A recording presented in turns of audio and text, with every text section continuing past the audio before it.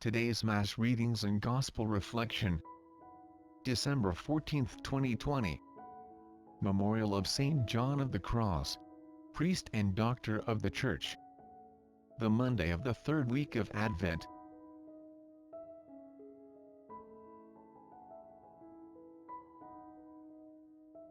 Juan de Yepes was the Castilian son of a poor silk weaver of Fontiveros, Toledo, Spain, and was born in 1542.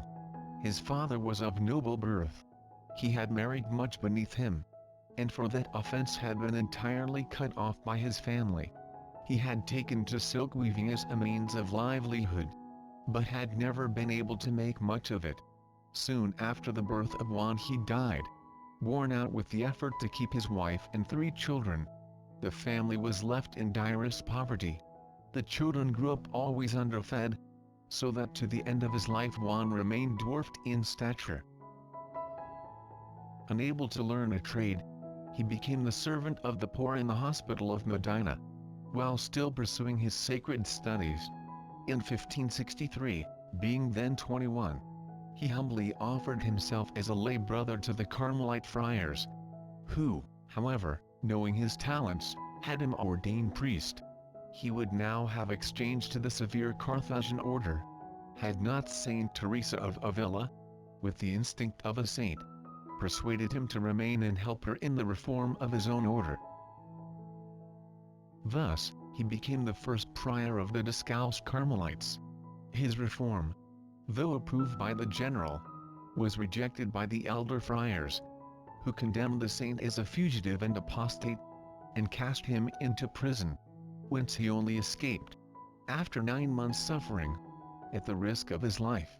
Twice again, before his death, he was shamefully persecuted by his brethren, and publicly disgraced. But his complete abandonment by creatures only deepened his interior peace and devout longing for heaven. Saint John was a great contemplative and spiritual writer. He was proclaimed Doctor of the Church by Pope Pius XI on August 24, 1926. He is the patron of contemplative life, mystical theology, mystics, and Spanish poets. First reading. A reading from the Book of Numbers. Numbers chapter 24 verse 2 to 7 and 15 to 17a.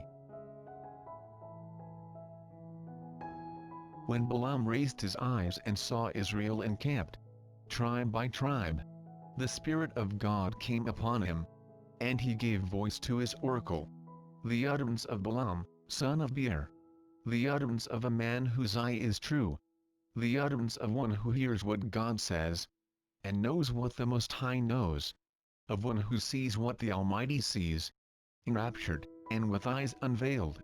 How goodly are your tents, O Jacob! Your encampments, O Israel!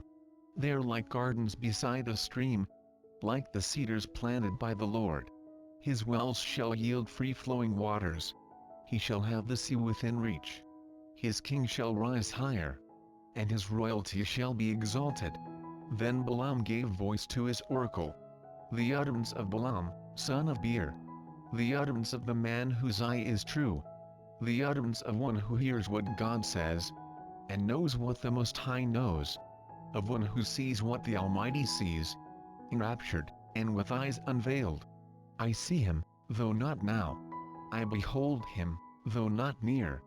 A star shall advance from Jacob, and a staff shall rise from Israel. The word of the Lord. Responsorial Psalm. Psalms chapter 25 verse 4 to 5 AB, 6, 7 BC and 8 to 9. Let our response be, teach me your ways, O Lord. Your ways, O Lord, make known to me. Teach me your paths. Guide me in your truth and teach me. For you are God my Savior. Response. Teach me your ways, O Lord. Remember that your compassion, O Lord, and your kindness are from of old. In your kindness remember me, because of your goodness, O Lord. Response. Teach me your ways, O Lord. Good and upright is the Lord. Thus he shows sinners the way. He guides the humble to justice. He teaches the humble his way. Response: Teach me your ways, O Lord. Gospel reading. A reading from the Holy Gospel according to Matthew. Matthew chapter 21 verse 23 to 27. When Jesus had come into the temple area, the chief priests and the elders of the people approached him as he was teaching and said, "By what authority are you doing these things? And who gave you this authority?" Jesus said to them in reply, "I shall ask you one question, and if you answer it for me, then I shall tell you by what authority I do these things. Where was John's baptism from? Was it of heavenly or of human origin?" They discussed this among themselves and said, "If we say of heavenly origin, he will say to us, 'Then why did you not believe him?' But if we say, of human origin, we fear the crowd, for they all regard John as a prophet." So they said to Jesus in reply, "We do not know." He himself said to them, "Neither shall I tell you by what authority I do these things." The Gospel of the Lord. Before we proceed with the video, don't forget to like the video and subscribe to our channel. Also, please hit the notification bell, so you won't miss out when we release new videos. Feel free to share your comments, suggestions, and reflections at the comments section down below. Thank you and God bless. Now, let's proceed with the video.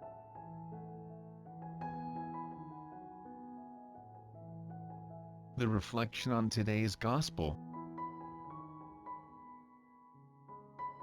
The Gospel today describes the conflict that Jesus had with the religious authority of the time. After that he drove out the merchants from the temple. The priests and the elders of the people wanted to know with which authority Jesus was doing those things. To go into the temple and drive out the merchants. The authority considered itself the master of all and thought that nobody could do anything without their permission. This is why they persecuted Jesus and tried to kill him. Something similar was also happening in the Christian communities of the years 70 to 80, the time in which the Gospel of Jesus was written. Those who resisted the authority of the empire were persecuted. There were others, so as not to be persecuted, tried to reconcile Jesus' project with the project of the Roman Empire.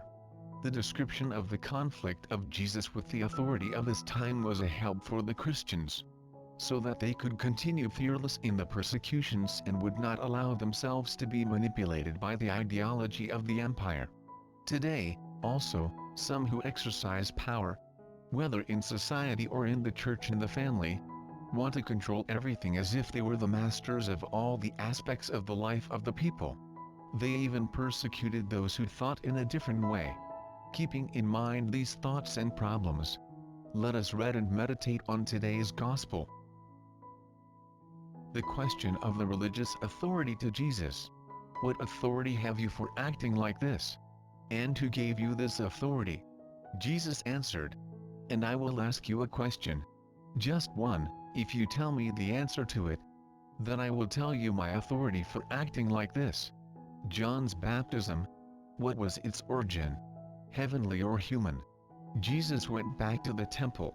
When he taught, the chief priests and the elders of the people went close to him and asked, "With what authority do you do these things? Who has given you this authority?" Jesus again goes around the great square of the temple. Then appear some priests and elders to question him. After everything that Jesus had done the day before, they want to know with which authority he does these things. They did not ask what was the real reason which impelled Jesus to drive out the merchants from the temple. They only ask with which authority he does those things. They think that they have the right to control everything. They do not want to lose control of things. The question of Jesus to the authority. Jesus does not refuse answering, but he shows his independence and liberty and says, "I also will ask you a question. If you tell me the answer to it, Then I will tell you my authority for acting like this.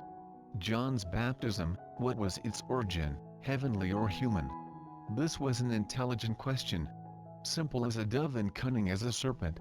The question shows the lack of honesty of his enemies. For Jesus, the baptism of John came from heaven, came from God.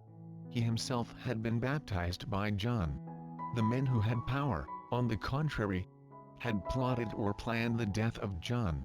And in this way, they showed that they did not accept the message of John and that they considered his baptism like something from men and not from God. Reasoning of the authority. The priests and the elders were aware of the importance or significance of the question and reasoned in the following way. If we say heavenly, he will say to us, then why did you refuse to believe him? If we answer human, then we have the people to fear, for they all hold that John was a prophet. And therefore, so as not to expose themselves, they answered, we do not know. This is an opportunist response, a pretense and interested one. Their only interest was not to lose their power over the people. Within themselves they had already decided everything. Jesus should be condemned to death. Final response of Jesus. And Jesus says to them, nor will I tell you my authority for acting like this. Their total lack of honesty makes them unworthy to receive an answer from Jesus. Have you ever felt that you are being controlled without any right? By the authority of the house? In work? In the church? What was your reaction? We all have some authority. Even in a conversation between two individuals. Each one has certain power, a certain authority. How do I use the power? How do I exercise authority? To serve and to liberate or to dominate and control? Direct me in your ways, Yahweh, and teach me your paths. Encourage me to walk in your truth and teach me, since you are the God who saves me.